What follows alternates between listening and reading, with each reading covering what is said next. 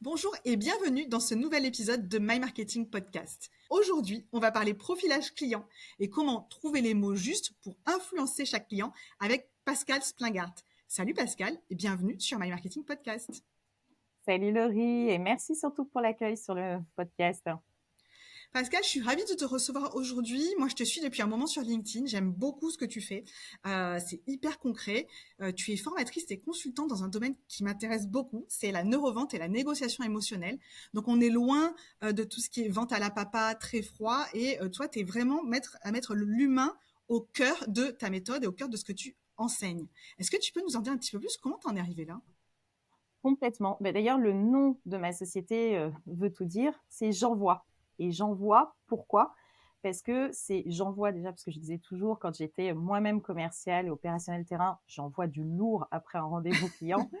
Ça vient de là, donc hyper poétique. Mais c'est surtout J'envoie parce que VOIX à la fin, parce que j'ai toujours dit que notre métier, en fait, que ce soit côté marketing ou côté sales, c'était de porter la voix de nos clients, que ce soit nos clients internes ou nos clients externes, mais on était en fait les porte-voix de nos clients. Et moi, j'en suis arrivée là parce que justement, après 15 années sur du B2B, de la vente complexe, j'étais toujours sur des environnements de chasse. On me mettait sur ces environnements parce qu'on me disait ah, ça te va bien, t'es 4x4, t'es tout-terrain et autres. Mais en fait, ce qui faisait que j'étais 4x4 et que j'étais tout-terrain, c'est que j'ai arrêté d'appliquer finalement naturellement au démarrage les méthodes classiques qu'on nous enseigne dans la vente avec des entretiens de vente descendants, entonnoirs et autres. Et je me suis mis beaucoup plus en position basse à écouter ce que disait mon client et à intervenir plutôt sur un mode de diagnostic. Je ne répondais donc plus aux besoins de mon client, mais je voulais vraiment investiguer et créer avec lui une relation plus forte de confiance, de partenariat, et c'est vrai que ça fonctionnait. Et c'est comme ça que j'ai décidé, au bout de 15 ans, de dire, l'intérêt aujourd'hui pour moi, c'est de comprendre quels sont les mécanismes derrière, qu'est-ce qui se passe dans notre cerveau, donc d'investiguer sur les neurosciences, et d'investiguer ce sur quoi on va parler aujourd'hui, donc le profilage client. Qu'est-ce que je peux détecter sur mon client pour l'influencer? Parce qu'on est tous influençables de par nos mots, de par nos comportements. Qu'est-ce que je peux faire pour finalement rentrer dans une espèce de synchronisation avec mon client et ne former plus qu'un et que tout soit hyper fluide et total, créer l'évidence à ses yeux. Et finalement, ce terme d'influencer, on en a quand même souvent, il y a toujours une mauvaise connotation. L'idée, c'est pas d'aller vendre n'importe quoi à notre client ou d'essayer de l'arnaquer. On est loin de cette notion de l'influence, mais c'est plutôt de l'influencer dans son choix pour lui donner confiance dans ce qu'on va lui proposer comme étant la bonne solution pour son entreprise. Et Complètement. voilà, on est loin aujourd'hui de l'influence. Je pense que de plus en plus on utilise ce mot et on commence à se détacher de cette connotation un petit peu négative. Et toi, tu te positionnes vraiment comme le partenaire de ton client pour l'aider à faire le bon choix. Complètement. En fait, la différence finalement entre l'influence et la manipulation, il n'y a qu'une frontière qui est très très fine, qui s'appelle C'est ton l'éthique intention. Et ton et intention l'intention. derrière, je trouve. Voilà, quelle est l'intention? Mais les techniques sont exactement les mêmes, hein. Il suffit de lire un Cialdini ou autre pour voir que Ouais. les techniques sont vraiment les mêmes. Après, c'est moi quelle intention j'y mets et quelle éthique j'y mets. Donc même tout ce qu'on se dit aujourd'hui et tout ce qu'on va se dire dans ce podcast sert à influencer positivement son client et non à le manipuler. Exactement. Donc maintenant qu'on a bien cadré et bien remis l'église au milieu du village, on n'est pas là pour manipuler, on est là pour apprendre à Non. influencer positivement. Est-ce que tu peux nous en dire un petit peu plus sur ce qu'on va voir aujourd'hui? Parce que tu nous as donné un indice, on va parler de profilage client. Alors déjà, le nom est super intéressant. On a l'impression d'être dans une série diffusée à heure de grande audience. Et je pense que ça, on les a tous regardées, ces séries. Ça veut dire quoi? On rentre dans la tête de notre client et on arrive à le catégoriser avec des techniques que tu vas nous livrer aujourd'hui? Tout à fait. L'idée du profilage client, mais c'est ça, hein, ça repart du terme américain qui est d'être un profiler, un peu l'agent Clarice Starling qui va rencontrer Trop son classe. client. Et l'idée, c'est de se dire, je vais me synchroniser avec ces modes de pensée pour avoir plus d'impact, soit sur l'attractivité quand je travaille côté marketing, soit directement sur la décision d'achat quand je suis côté commerce. Donc, c'est comment en 3 étapes, finalement, en 3 étapes clés, je vais pouvoir influencer mon client au niveau de l'attractivité ou au niveau de la décision d'achat. Canon. Et du coup, bah écoute, moi j'ai trop envie de passer à la suite. Comment on fait? Eh ben, C'est écoute, quoi la comment on bonne fait? recette? Alors, il y a la bonne recette. L'idée, c'est pas de devenir, à la fin de ce podcast, justement, l'agent Clarisse Starling en faisant tout le profilage client. J'ai essayé de le vulgariser au maximum pour que tout le monde puisse se l'approprier. Pourquoi? Parce que le profilage client, finalement, c'est un peu comme un muscle qu'il faut entraîner, tout simplement. Plus on va tâcher de le faire, plus ça va devenir naturel. Aujourd'hui, moi, je n'arrive pas à m'en défaire. Toutes les personnes que je rencontre, c'est bête, mais j'ai cette espèce de D'accord, donc tu scanner. screens maintenant, voilà, toutes les personnes que tu rencontres, en fait, Mais c'est possiblement, là, moi, maintenant, je suis en train de me faire mais profiler. oui, mais même dans ce que vous allez écrire, dans les posts, dans tout ce que je vois, dès qu'une personne me parle, c'est devenu instinctif, hein.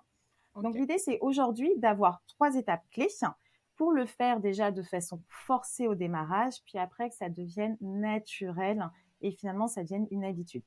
Donc déjà, pour profiler un client, première étape qui, somme toute, est la plus évidente, c'est qu'on va aller rechercher des informations sur lui. Rechercher des informations sur lui, il y a un premier canal que tout le monde connaît, que tout le monde connaît dans le podcast, qui s'appelle LinkedIn. Sauf que souvent, qu'est-ce qu'on fait quand on va sur LinkedIn? On reste sur la première page de la personne, on regarde si elle publie des posts, on regarde rapidement son parcours professionnel, mais en fait, on va aller au-delà. Certes, on va regarder son parcours professionnel, ses compétences, ses recommandations. On va aller aussi sur les publications. Alors, quand je dis les publications, peu de gens partagent sur LinkedIn finalement, peu Mm. créent du contenu, peu commentent. En revanche, beaucoup réagissent. Et on a du mal à cliquer sur LinkedIn à droite pour voir les réactions de la personne, alors que c'est là qu'on a une mine d'or, c'est voir qu'est-ce qu'il like, qu'est-ce qui l'interpelle, et c'est là où, en général, on a un peu plus de substantif moelle sur notre profil. On va regarder aussi les groupes qu'il suit, ses centres d'intérêt, et ensuite, on va aller regarder le site internet de l'entreprise de notre prospect. Et une rubrique que j'affectionne moi tout particulièrement sur le site internet, c'est ce fameux à propos À de nous. propos. Le à propos en dit long. Et Parce que c'est c'est souvent des là, pages qui sont très visitées d'ailleurs, hein. mais oui, complètement, parce que le à propos de nous, bon, on a les missions de l'entreprise, certes, mais surtout ce qui va nous intéresser, ce sont les valeurs de l'entreprise. Parce qu'on va voir un peu plus tard que finalement, notre client, il va souvent dans des entreprises qui partagent les mêmes valeurs. Et ce sont des valeurs que lui porte, clame haut et fort, et on va voir à quoi elles nous servent, ces valeurs. On va voir bien sûr l'actualité sur les blogs, c'est un basique, surtout si notre client fait partie de cette actualité, c'est d'autant plus pertinent. Et puis, s'il fait partie de l'équipe dirigeante, il y a souvent un peu plus d'informations d'ailleurs sur l'équipe dirigeante, un peu plus d'input, qu'on pourrait l'avoir sur n'importe quel interlocuteur. Après, on va aller voir, on va le googliser finalement. On va aller voir tous les autres réseaux, plutôt semi-pro cette fois-ci, du Twitter, du Facebook, du Instagram. Alors, je sais qu'il y a plein de gens qui vont dire oh, mais c'est hyper intrusif. Mais si on n'a pas envie que ces informations soient vues, on ne les partage pas. Il y a des Exactement. gens qui savent très bien blinder leur profil. Et pour le coup, pareil, quand une personne blinde son profil, ça en dit long sur elle. Ça en dit beaucoup sur elle. Mais sur du Facebook, du Instagram, ce qu'on va aller chercher, c'est plutôt le vrai lui de notre client. Parce que Tu peux d'ailleurs te blinder sur Facebook, hein, ne pas être, oui, on peut ne pas te retrouver sur Facebook on, alors que tu y es, complètement, mais tu auras brouillé les pistes de sorte que complètement, de séparer ton pro et ton perso. Je dis ça, je dis exactement. rien. Ah, ça, c'est parce que j'ai une photo peut-être compromettante. Non, je rigole. Mais c'est vrai qu'on peut complètement blinder son Facebook, mais quelqu'un qui le fait, vous allez voir que ça en dit quand même long Ouais. sur la personne derrière. Et typiquement, on va aller chercher ces centres d'intérêt personnels parce que ce qui nous intéresse, c'est de comprendre la personne telle qu'elle est. Finalement, sur un LinkedIn, encore plus un LinkedIn un peu institutionnel, on donne à voir une image. Mais nous, ce qui nous intéresse sur notre client, c'est qu'il est lui, comment il raisonne lui, qu'est-ce qui se passe dans sa petite tête et qu'est-ce qui va le faire réagir, qu'est-ce qui va le repousser à l'inverse, c'est ça qui nous intéresse. Donc, on n'hésite pas à googliser à l'extrême notre client pour trouver même la moindre photo sur lui. Je vais donner une anecdote bête. Je devais rencontrer un directeur administratif et financier d'un grand groupe il y a quelques années en arrière. Et alors quelqu'un de très cartésien, forcément avec une posture assez haute, assez dure, assez froide et haute. Et quand je l'ai googlisé, j'ai trouvé sur lui des photos d'un concours de poker où il était avec des lunettes fumées, la mine, mais complètement défaite. Et ça menait à un article sur un championnat de poker. On était au bout de la nuit.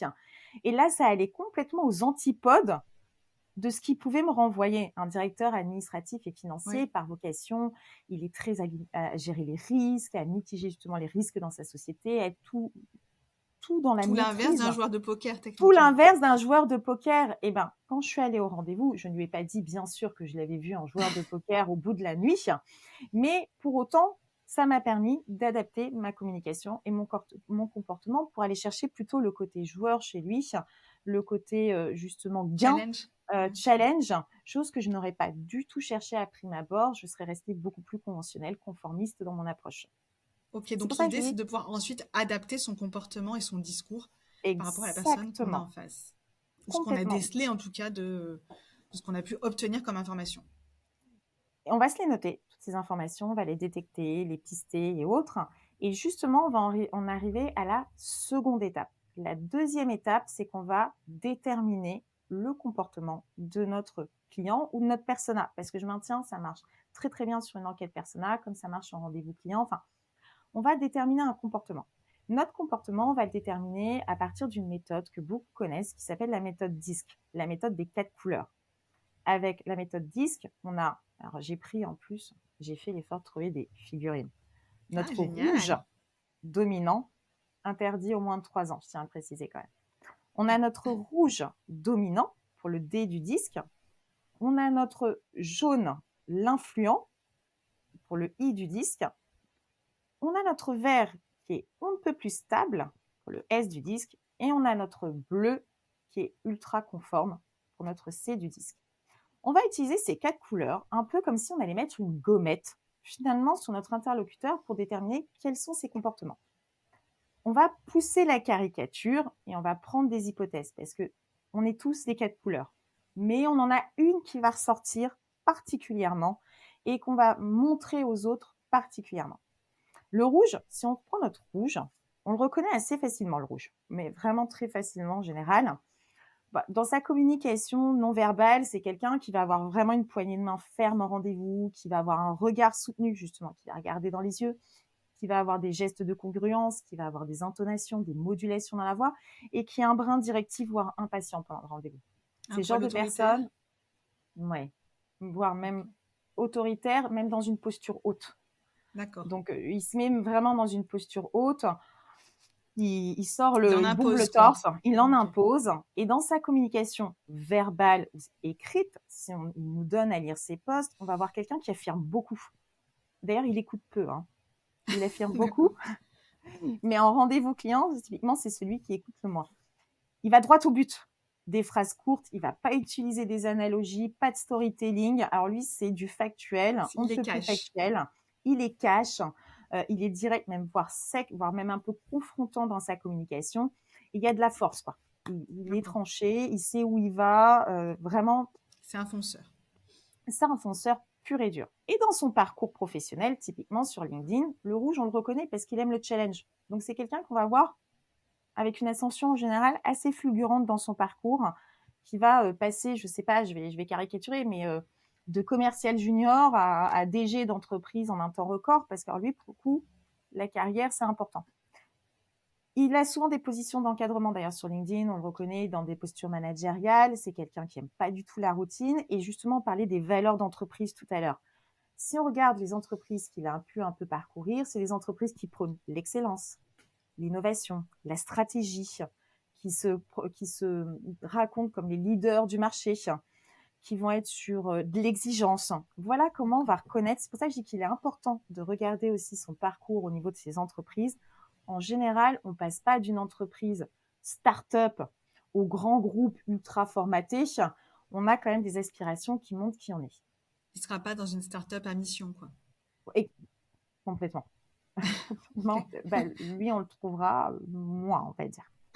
Donc, Voilà, ce ne sera pas le personnage le plus répandu dans ce type d'entreprise. non. Par contre, typiquement, le rouge, où est-ce qu'on le retrouve dans une entreprise? En général, il est sur le top management.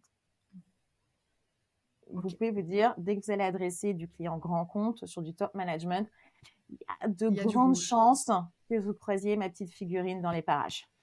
Ok. Parce que forcément, on n'en arrive pas là sans raison. Voilà. Ok. C'est pas un Ensuite, défaut, hein, c'est juste non, une c'est pas un caractéristique défaut. personnelle, hein. C'est une caractéristique, bien sûr. De toute façon, il Donc n'y il y a a pas de ses profil avantages et ses parfait. inconvénients, quoi. Mais comme tous, et puis comme je dis toujours, nos plus beaux talents poussés à l'extrême deviennent nos pires défauts. Donc, il y a du bon partout, il n'y a pas de couleur idéale à avoir. Et Donc ça, ça, je c'est pense que c'est notre rouge. important de le rappeler parce que souvent on dit ah mais le rouge limite c'est le méchant. Non, Alors qu'en fait c'est pas une question d'être méchant ou gentil, c'est juste qu'il y en a un qui va être plus dominant, qui va être plus fonceur, qui va peut-être peut prendre un peu moins de gants, à mettre moins les formes. Mais en revanche, bah, c'est quelqu'un qui peut-être va prendre des décisions rapidement. Donc complètement. il y a aussi le pendant, on va dire plus positif, c'est que si on arrive à se le mettre dans la poche, bah, ça peut aller vite. Complètement. Et on en parlera justement après, c'est le client qui décide très très rapidement. Et en plus, c'est un client qui aime, comment dire, qui aime défricher. Donc encore plus, si vous n'êtes pas dans ses radars et qui peut apporter quelque chose de ultra nouveau ou autre, il va adorer. Donc Donc, il faut juste arriver à l'identifier pour savoir ce qui lui plaît et ce qui lui plaît moins. exactement. Mais je maintiens le rouge, on l'identifie assez facilement. Ensuite, on a notre fameux i du disque avec notre jaune influent. Notre jaune influent l'identifie aussi assez facilement. D'accord. Pourquoi? Parce que lui, dans sa communication non verbale, cette fois-ci, c'est un visage ultra animé. Il a zéro filtre. C'est le type de personne qui fait en rendez-vous ou qui va pas hésiter à exprimer ses émotions, même de dégoût, de bonheur ou autre. D'ailleurs, il exprime ses opinions, ses sentiments. Il a zéro filtre et il a une gestuelle, pour le coup, hyper appuyée. C'est le Faut être client, indulgent avec ces gens-là. oui, mais c'est le client en général qu'on adore parce que c'est celui qui va beaucoup parler, qui est ultra chaleureux, qui est même limite presque tactile, qui va pas hésiter à mettre la main sur l'épaule à la fin du rendez-vous, si je caricature le trait, et qui est très spontané. Donc en général, on l'aime bien en rendez-vous, même s'il faut savoir le cadrer parce que c'est un client qui va faire beaucoup de digressions. Donc, D'accord. qui va partir un peu à droite, à gauche, Il est qu'il faut hyper ramener au friendly, quoi. sujet.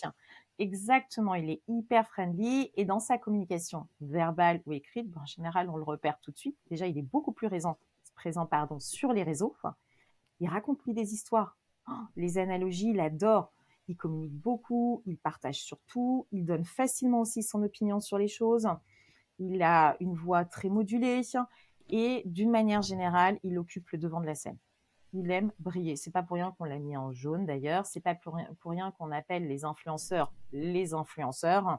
C'est parce que ce sont des gens qui, d'une manière générale, aiment être sur le devant de la scène et aiment attirer à eux les autres.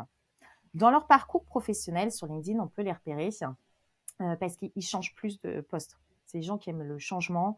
Ils peuvent changer aussi facilement d'entreprise. Ils ont besoin de beaucoup d'autonomie, voire d'une part de créativité dans leur poste. Les cadres trop rigides, trop stricts leur conviennent guère. Et ils aiment les postes avec des forces d'interaction sociale, que ce soit en interne ou en externe. C'est des gens qui ont besoin de communiquer. C'est pas les gens qu'on va enfermer dans une bureau toute la journée face à un PC à faire des lignes de comptabilité, si je dois prendre un exemple. On les reconnaît Nos pas amis dans ce genre comptables ne de... sont pas jaunes en règle Non, générale. en général, ils ne sont pas jaunes.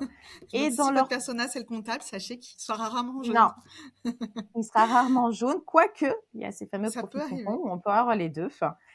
Et dans les valeurs d'entreprise, justement, d'où l'intérêt d'investiguer sur les valeurs, là, on va avoir plutôt des notions de diversité, d'inclusion, de communication ouverte, le management horizontal, l'engagement, la collaboration. C'est là où on va retrouver notre gommette jaune, finalement, qu'on va pouvoir coller sur notre profil client.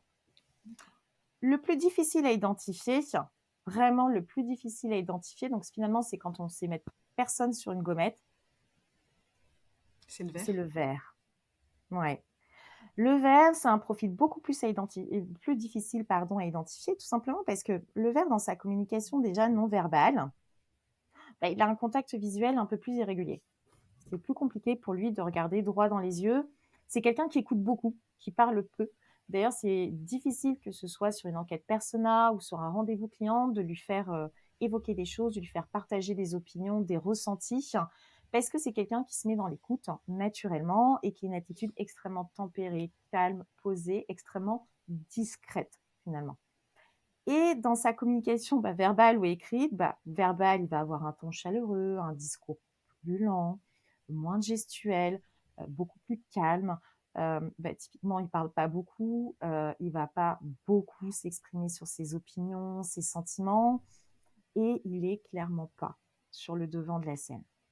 Et lui, dans son parcours professionnel, il est plus prudent en général, le vert. On le voit longtemps sur des postes, même longtemps au sein d'une même entreprise. Il avance plutôt pas à pas. On le voit moins sur des postures managériales, même si ça peut être le cas d'avoir quelqu'un avec une dominante vert en top management. On le voit moins sur des postures de top management. Et il travaille souvent au service d'eux. C'est quelqu'un qui est résolument dans le collaboratif, l'esprit d'équipe. Donc, tout ce qui est société de service, typiquement, on va beaucoup le retrouver là-dedans. Les valeurs d'entreprise, pour lui, ça va être le respect, la responsabilité sociale, le service, la sécurité, ce genre de choses.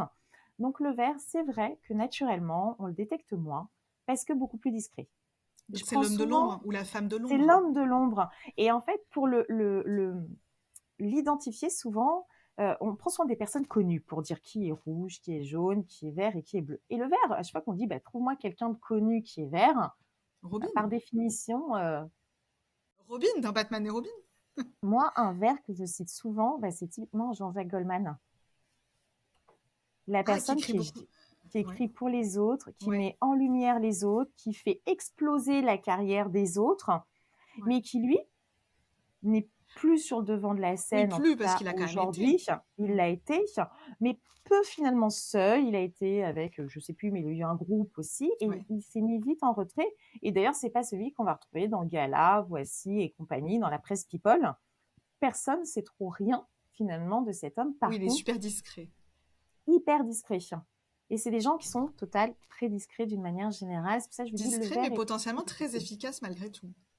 le vert, quand il parle, Il c'est parle pas pour toujours rien dire. efficace. D'accord. Exactement. C'est toujours efficace. Il ne parle pas pour rien dire. Si on arrive à avoir des propos de quelqu'un avec une dominante verte, c'est que vraiment, c'est mûrement réfléchi, c'est mûrement posé. Parce que si elle le dit, c'est que vraiment, il y a un intérêt à le dire. Ok. Donc, pour le coup, cette personne, quand on arrive à comprendre son fonctionnement et à la faire parler, on sait que les choses vont avancer. Exactement. Et on va pas la brusquer. C'est-à-dire qu'on Ouais. va pas y aller en mode interrogatoire de police, on va se mettre plus calme, plus réservé, plus tempéré aussi. Et pareil, on va pas hésiter à utiliser des techniques comme le miroir, plutôt qu'utiliser une question, mais plutôt répéter la fin de ses phrases pour l'obliger à poursuivre son propos, plutôt que d'y aller en mode nous avons les moyens de vous faire parler. Ça ne marche pas du tout avec Ok, eux. donc on adapte même nos techniques d'interview par rapport Tout, à ce qu'on a en face de nous.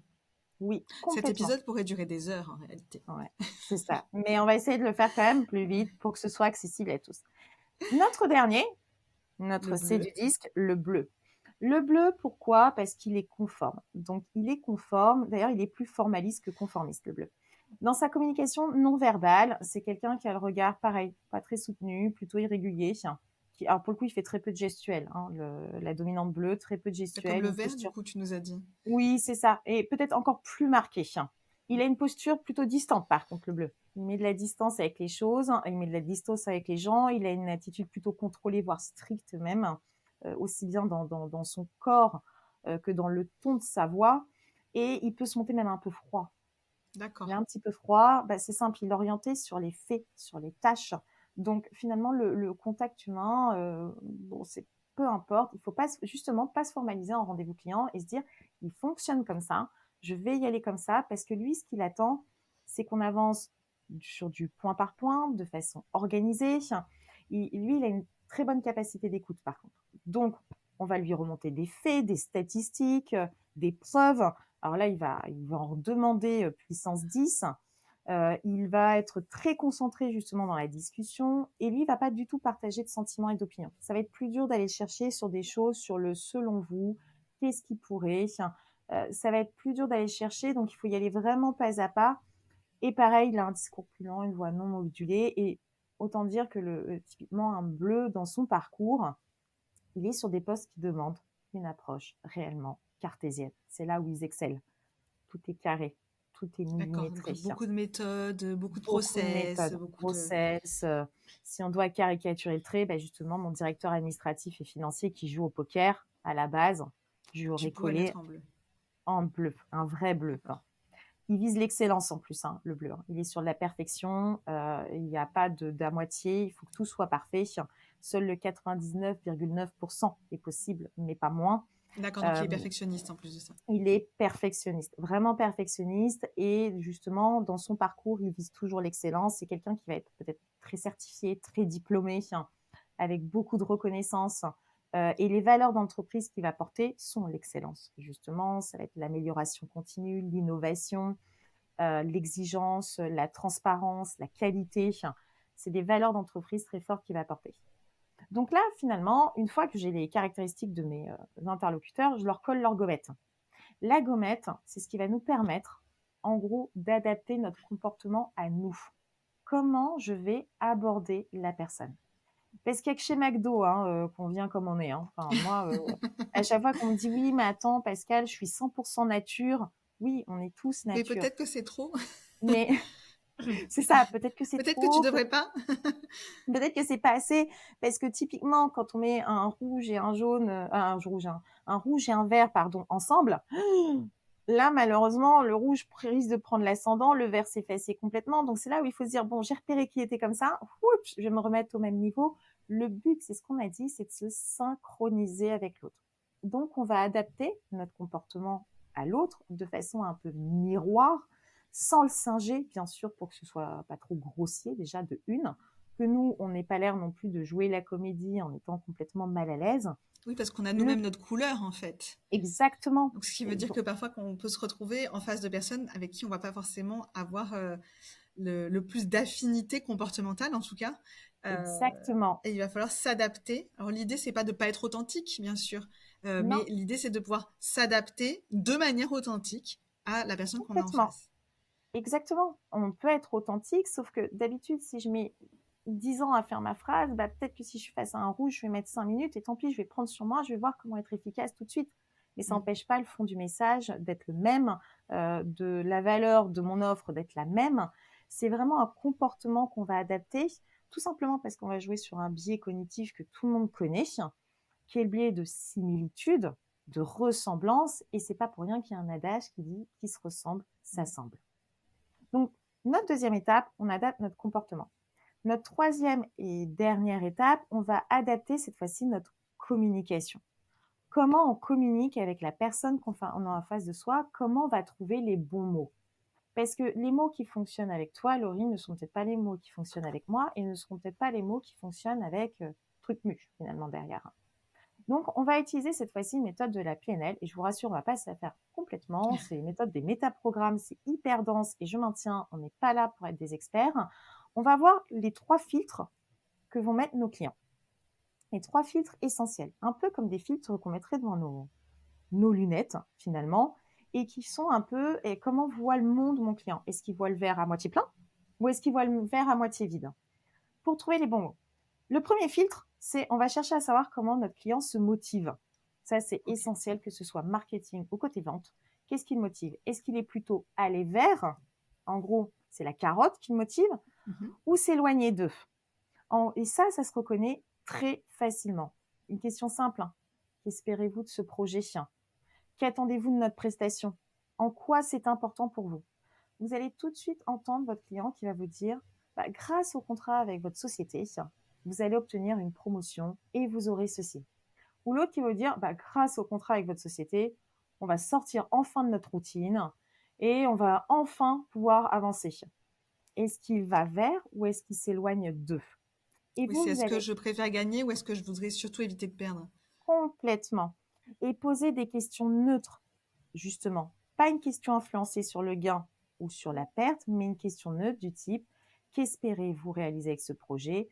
Qu'attendez-vous? En quoi c'est important pour vous? Et vous, derrière, vous allez l'influencer quand vous allez présenter votre offre, vos bénéfices. Vous allez utiliser un champ lexical du type pour aller vers atteindre, obtenir, gagner, décrocher, réussir. Celui qui est plutôt s'éloigner d'eux, vous allez présenter votre bénéfice en disant vous allez vous éviter d'eux, vous allez vous débarrasser d'eux, vous allez éliminer, vous allez vous prémunir d'eux. Enfin, voilà. Donc, en gros, typiquement, pour la motivation, quand on va présenter nos bénéfices clients, on va choisir soit il est allé vers, soit il est s'éloigner d'eux. Et ça, c'est très facile à repérer dans le discours d'un client. C'est hyper intéressant, du coup, parce que finalement, notre message peut rester le même, C'est juste les Complètement. mots qu'on va employer. La promesse de notre solution, elle va rester la même. C'est juste les mots qu'on va employer qui vont changer. Pascal, en revanche, moi j'ai une question. Comment on fait dans ces cas-là quand on a autour de la table une décision collégiale et que tous nos interlocuteurs ne sont pas de la même couleur? Et bien, il faut en donner à chacun. Il D'accord, faut donc en on donner un petit distribue. peu à chacun, on distribue à chacun. C'est un exercice intellectuel extrêmement difficile, c'est-à-dire qu'on se prépare avant, mais on va en donner à chacun. Et quand je vais le donner, je vais adapter mon comportement en regardant la personne. Par exemple, si en général, un rouge, il est allé vert. On va pas se mentir, un rouge, il est allé vert, alors qu'un bleu est plutôt s'éloigner d'eux. Et ben, si je suis face à un rouge allé vert, bah, typiquement, je vais remettre de l'intonation un peu plus fort et je vais lui dire, vous allez vous permettre, vous allez obtenir ça. Si à côté je passe à un jaune, le jaune est optimiste aussi, hein, donc il est enthousiaste et autres. Pareil, je vais pas hésiter à mettre l'intonation qui va bien. Par contre, pas hésiter à faire un pas de recul si je suis face à un vert. Vous pourrez vous éviter d'eux. Et enfin, vous pourrez complètement vous prémunir d'eux avec un bleu. D'accord, avec le bleu. Donc on joue même sur la voix D'accord. pour que chacun ait son message en fonction et on adapte notre comportement finalement et les mots qu'on va Et utiliser l'intonation, du coup. et l'intonation. Tout joue. Il n'y a pas de, il n'y a pas d'improvisation. Le but du jeu, quand on veut influencer, les gens vont pas s'en rendre compte, on va passer le même message, sauf qu'en fait, ils vont pas tous l'entendre au même moment. Il y en a, il va faire tout de suite, ça c'est pour moi. Après, ça m'intéresse plus. Ça c'est pour moi. C'est pour ça que c'est important de s'adapter à son interlocuteur.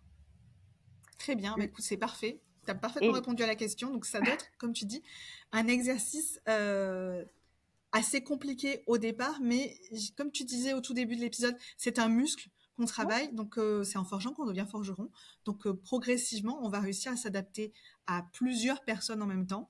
Peut-être au début, essayer de se concentrer sur avec l'exercice sur une seule personne en même temps pour pouvoir ensuite élargir et tester sur deux, trois personnes en même temps. complètement. Le deuxième fil qu'on peut regarder et qui nous intéresse, c'est comment il se décide. Est-ce qu'il est plutôt orienté option ou procédure? Est-ce que finalement mon client il a besoin de choix, de saisir des opportunités, de modularité? Ou est-ce qu'il veut des choses où il y a de la clarté, où on avance étape par étape et autres? Et en général, d'ailleurs, le client procédure, il choisit pas, hein. Il choisit pas. Comment on les reconnaît? C'est la question du pourquoi. Pourquoi vous travaillez avec ce fournisseur depuis tant d'années? Pourquoi vous avez retenu cette offre plutôt qu'une autre? Celui qui est orienté option, il va répondre au pourquoi. Bah, parce que j'avais du choix, parce que c'était modulable, parce qu'il répondait à ça, parce que ceci, parce que cela. Le client orienté procédure, il va répondre au comment. Tout simplement parce que l'onboarding était simple, ils nous ont proposé une roadmap claire, on savait à la première étape comment on allait avancer, ça se reconnaît très facilement. Et ça, c'est important pour vous. Pourquoi? Parce que c'est pareil, quand vous allez présenter votre offre, est-ce que vous voulez présenter des options, donner la possibilité à quelqu'un de choisir, de prendre ce qui lui convient réellement, ou est-ce que vous voulez, entre guillemets, prendre un peu tel un cocon votre client et lui dire, ça va être clair, on va vous prendre par la main, on va vous aider la meilleure façon d'atteindre ça et de faire ça, c'est testé et approuvé, on va faire ça, puis ensuite ça. Voilà, c'est comment on adapte justement la présentation aussi de notre promesse de valeur unique. Est-ce que c'est le choix, la possibilité, l'opportunité, ou est-ce qu'on est très étape par étape? Et ça se reconnaît très facilement. Mais ça, pour le coup, on vient vraiment toucher à l'offre et à notre solution. Donc, est-ce qu'on arrive vraiment à adapter ça au client? Alors, on touche pas à l'offre.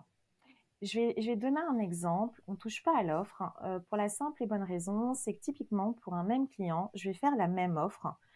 À la fin, je vais soit décider de mettre en exergue dans mon offre le côté offre à tiroir dans laquelle il va pouvoir venir piocher un peu sur mesure, ou alors je vais pouvoir insister sur le fait que j'ai déjà prévu une roadmap pour l'embarquer, qu'on va aller travailler dans ce sens-là, qu'ensemble on travaillera la première étape comme ça, la deuxième étape, la troisième étape. Donc dans la même offre, je vais soit appuyer sur une caractéristique de mon offre qui va donner du choix, ou au contraire appuyer sur une caractéristique de mon offre qui va apporter de la clarté et du cadre. Et enfin, dernier fit, la référence. Est-ce que j'ai un client? Parce qu'on parle de preuve sociale partout en ce moment. Eh ben non, il y a des gens qui sont tous au preuve sociale. Ah bon? Eh ben, il y a des gens qui sont complètement internes et d'autres externes. Le externe, forcément, lui, il a besoin de témoignages clients, il a besoin d'avis, il a besoin de preuves sociales. Le interne, c'est quelqu'un ou avec qui il ne faut surtout pas lui dire ce que les autres ont fait, qu'il y a 99% des clients qui sont convaincus. Lui seul sait. D'accord. Lui seul sait ce qu'il lui faut. Donc lui, on va aller plutôt sur le langage de la suggestion. Avez-vous pensé à? Faites votre propre avis. Testez-le pour vous faire votre propre avis. Et ça, D'accord, il on les se fie qu'à reconnaît. lui-même, quoi. Il se fie qu'à lui-même. Et il y en a beaucoup, et encore plus, là, il Quand y est on est beaucoup. rouge. Et là, quand déjà on est un méga expert dans son domaine, il faut les laisser, entre guillemets, dans leur niveau d'exigence à eux. On n'est pas le sachant et on va faire du langage de suggestion pour dire testez mon offre et faites-vous votre propre avis. Donc Vous n'avez finalement, pas c'est les besoin de deux témoignage extrêmes client. dans ces cas-là. Dans ces cas-là. Exactement. Donc voilà les 3 filtres que l'on peut apposer en plus pour, de toute façon, adapter notre communication et trouver les bons mots. D'une manière générale, pour conclure, il faut prendre le temps avant chaque rendez-vous et pas prendre le temps de regarder, donc juste, on a vu la première page d'un profil LinkedIn, mais se dire, je vais chercher des informations. Utiliser à chaque fois sa fiche de profilage client, je mets ma gommette et après, je vois s'il a les verts, s'éloigner d'eux, s'il est interne, s'il est externe, s'il est option, s'il est procédure, pour adapter la présentation des bénéfices de mon offre et que ça l'influence tout de suite sans vous en rendre compte. La même offre va l'influencer différemment. Mais surtout, il faut rester flexible parce que là, on prend des hypothèses. Typiquement, quand on analyse le profil de quelqu'un, peut-être qu'en face, on va avoir une espèce de choc et se dire mais c'est pas Pas du possible, tout. Je il l'avais n'est pas du pas tout vu du comme ça. tout comme ça. Donc c'est pour ça que de toute façon, ça n'empêche pas l'écoute et l'adaptabilité sur le moment. Et surtout, ce qu'on se dit là, ces outils sont des guides, mais chaque personne est unique. Donc ça oblige à chaque fois de rester quand même en position basse, en position d'écoute et de repérer tous les signaux faibles, que ce soit un regard, un ton, une posture, une façon d'écrire, un like sur un post en particulier. Il faut être à l'affût de tout et c'est pour ça que je dis toujours, on parle d'écoute active, mais c'est pas d'écoute active, il y a un côté hyper actif d'ailleurs dans ce qu'on dit écoute active, mais c'est écoute attentive. Finalement, Et c'est plus qu'écoute. observation aussi. Et observation. En effet, on écoute avec les yeux, on écoute avec les oreilles. On est finalement, les 5 sens doivent être en éveil pour profiler son client. Et puis derrière, préparer son rendez-vous parce que tout notre intérêt à nous, comme on a pu le dire, c'est de le comprendre, rentrer dans ses Dans pensées, cette- se mettre dans ses chaussettes, dans sa tête, pour utiliser les bons mots et l'influencer positivement. C'était super intéressant. Et pour le coup, moi, ce que je retiens, c'est que ce profilage, tu le démarres au départ avec de l'observation de ce que tu vas pouvoir trouver quand tu n'as pas rencontré encore ton client, que tu sais juste que tu as rendez-vous avec lui. Tu vas te dire, oh, alors, on part du principe qu'on avait rendez-vous avec le client, mais comme tu dis, ça peut aussi se faire sur une enquête persona où on Oui, peut interroger des personnes qui correspondent à notre cible pour pouvoir cartographier notre personnage et dire, OK, il a plutôt tel type de caractéristiques, mais de toute façon, à ce stade, ça ne reste que des suppositions. Malgré oui, tout, c'est la première étape du travail. Et ensuite, en règle générale, surtout en B2B, on va avoir on n'est pas en e-commerce, on va avoir un premier rendez-vous qui va être le rendez-vous de découverte et qui va nous permettre aussi d'enrichir notre première analyse. Et comme tu dis, potentiellement, on va se dire, ah ouais, ok, ce que j'avais identifié au départ, je vais le nuancer un petit peu parce que finalement, ce que je vois en réalité, c'est pas ça ou pas tout à fait ça. Et moi, j'imagine que c'est quelque chose qu'on vient nourrir au fur et à mesure qu'on a des contacts avec le client et justement en restant toujours dans cette posture d'écoute et d'observation où on va tester. J'imagine qu'aussi on doit tester et se dire ok, ça a complètement. fonctionné, donc pour la prochaine fois je sais que c'est la bonne conduite à adopter. Complètement, c'est tout à fait ça. Et dans les enquêtes personnelles, ça marche très très bien parce que, tu le sais aussi bien que moi, on en a marre de voir la carte d'identité de notre persona. Elle s'appelle Josiane, elle fait du sport le dimanche, elle est cadre sup à la FNAC. Ok, mais on se dit toujours, bon, maintenant, je vais devoir écrire une page de vente avec ça. C'est bien, hein, Oui. ça n'aide pas beaucoup. Et typiquement, les gens qui sont sur du copywriting ou autre, ce type de profilage va leur permettre de tester justement leur phrasé, leur texte. Ça va permettre de tester ses campagnes. Enfin, donc c'est pour ça que c'est important, même dans son enquête personnelle, d'intégrer ces notions de profilage et pas qu'une fois qu'on est en face à face du client, pas que dans une situation de vente. C'est valable aussi bien côté marketing que côté vente. De toute façon, le marketing et la vente doivent travailler ensemble, hein. Aujourd'hui, Complètement. la frontière est quand même beaucoup plus floue et ces arguments-là peuvent être testés des deux côtés et validés des deux côtés pour aligner tout ça parce que ça serait dommage d'avoir des arguments marketing qui ne soient pas du tout Ah oui, ensuite relayés lors des entretiens de vente. Voilà, au complètement. passage, comme ça on le reglisse. Ça Oui. fait jamais de mal. Pascal, un grand merci. C'était extrêmement riche, extrêmement dense. Je pense que moi-même, bah, tu sais, pourtant j'adore faire les rendez-vous clients. Et ben, je pense que je vais commencer à plus faire attention à tous ces petits détails. Je vais me faire ma fiche. D'ailleurs, pour essayer d'identifier ces caractéristiques, j'invite toutes les personnes qui nous écoutent ou qui nous regardent à bah, peut-être tester elles aussi et ne pas hésiter à nous dire ce qu'elles en auront pensé dans les commentaires de l'épisode. Mmh. Pascal, si on veut bah, continuer à te suivre pour parce que tu fais en plus des super publications très accessibles et très enrichissantes, où est-ce qu'on peut te suivre et prendre de tes nouvelles, peut-être même t'écrire? Alors, j'ai pas blindé mon profil sur Facebook, mais pour le coup, il est perso. Je rigole. Mais non, non, sur LinkedIn, sur Pascal Splingard, où j'envoie, enfin, n'hésitez pas à me rejoindre sur LinkedIn. C'est vrai que j'essaie de publier, c'est à chaque fois du contenu plutôt pédagogique avec des tips pour que ce soit actionnable. Voilà. Et je confirme, c'est tout à fait ça. Donc n'hésitez pas à aller vous abonner à Pascal. Pascal, je te remercie pour tous tes super conseils. Merci à toi. Et à vous tous, je vous dis à très bientôt. À bientôt. Au revoir.